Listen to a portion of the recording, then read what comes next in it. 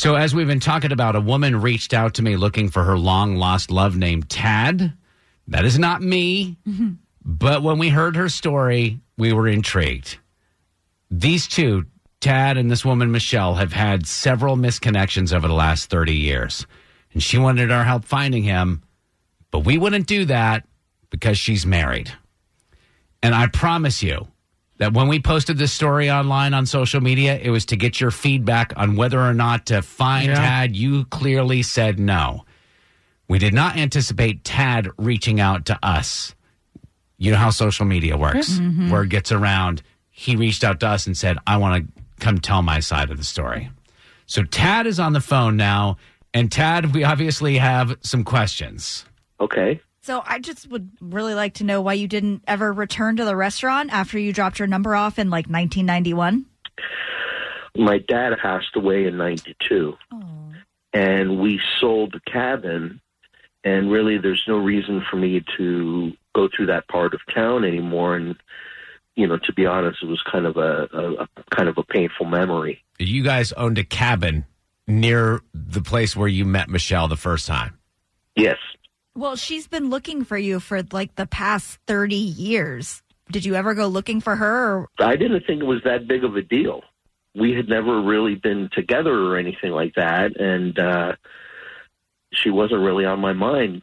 So we're talking with the other Tad, the real Tad, the Tad that was at the center of the reason why this woman, Michelle, had reached out to me thinking that I might be you. She told us that you had run into her at a casino in 2013. And she said she turned around to help some other customers, and when she came back, you were gone. So I've been dying to know why you didn't stick around. Well, to be honest, I really didn't recognize her. And, you know, I'd had a few drinks and stuff, and, you know, she asked me my name, I think. And I told her my name, and she turned around, and I just went back into the casino.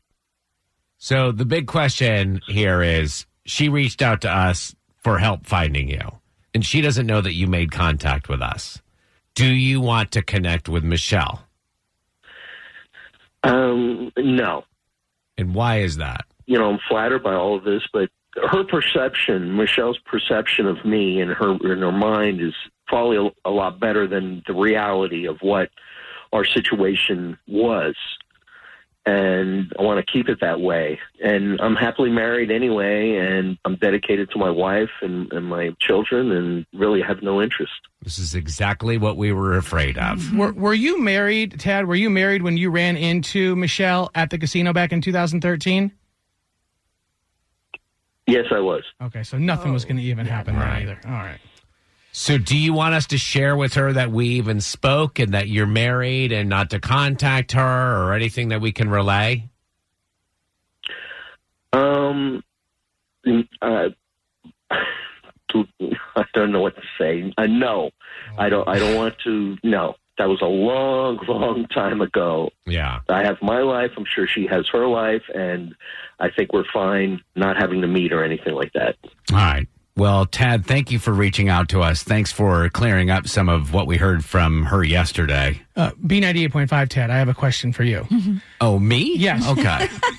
You're the only person in this story that has the contact information for both Michelle and the long-lost love Tad. Right. You're like the keeper of the secrets.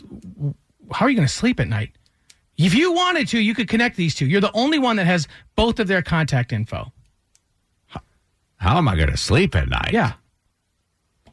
If I had that info, I don't know if I could. I would have the self-discipline. I don't know. You already know that you don't want to connect these Correct. two, and Tad does as well. So I honestly, easy. I feel a little bit guilty about lying to Michelle and telling her that we never heard from him. And like, I know what you're saying. It is a heavy burden to bear, but I didn't actually think of it until you brought it up. So I won't be able to sleep at night thanks to Drex. So I guess mission accomplished.